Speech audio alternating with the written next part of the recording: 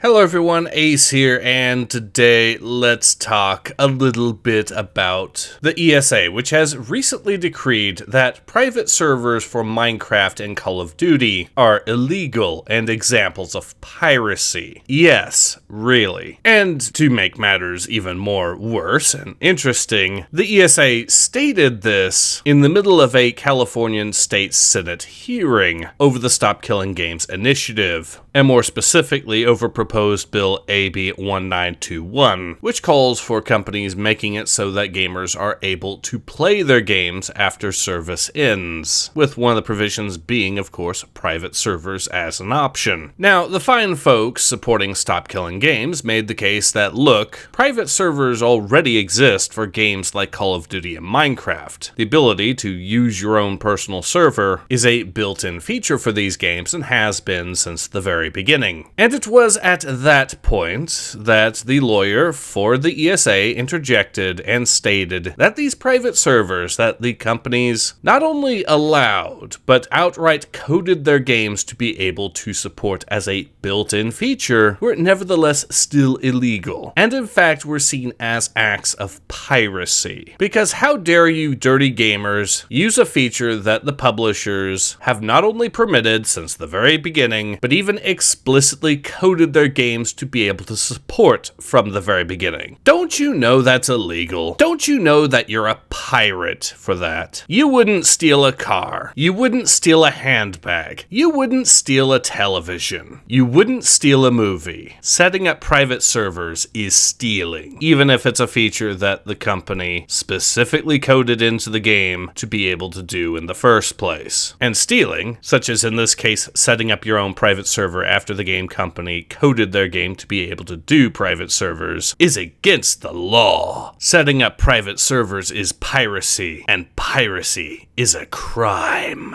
Now, for what it's worth, people have rightly started to mock the hell out of the ESA for their absolutely stupid take. It has gotten to the point that the ESA has, unsurprisingly, tried to tone down the rhetoric of their position a little bit. That said, they're still taking up the position that setting up private servers is a violation of IP rights. They're still trying to say that private servers are illegal and examples of piracy. They're just now trying to be a little bit more diplomatic with the rhetoric to avoid pissing off their own target audience, or at least the people that are theoretically supposed to be their own target audience, the customer, the gamers themselves, who understandably have been by and large backing Stop Killing Games, at least in terms of the overall idea of Stop Killing Games. In reality, if these major publishers, if the ESA manages to get their way, it will result in a new dark age, in which lost media becomes an increasingly prevalent issue. We speak of how 95% of silent films are now lost media. What major publishers threaten to do now to video games is far more extreme. This isn't merely a lack of care in preservation. This is deliberate and willful destruction of pieces of media, of what we were told to believe were pieces of art. This is how these major publishers treat what they consider to be sacred pieces of art. They purposely destroy them the moment they choose to take the servers offline, potentially even with the hope that people outright forget about them, forget that they ever even existed in the first place. There could be no greater an example of disrespect to what is considered art, as opposed to what game publishers are trying to do now. They have demonstrated themselves to be amongst the very worst people possible when it comes to the task of preservation. And what they do, one could even go so far as to say, constitutes an outright attack on culture itself. Imagine a world in which Shakespeare has been completely forgotten within Britain, where Shakespeare himself as a name, as a person, is considered as foreign as Paris to the British people, to British culture, and to the very British civilization. That is the kind of world that would be created if these publishers are allowed to get their way when it comes to games. Under no circumstances can this ever be allowed. Stop Killing Games must absolutely win in the end on this matter. There is no price too great in the name of victory on this, because the price for defeat will always always, without exception, be greater here. The cost would be utterly unfathomable.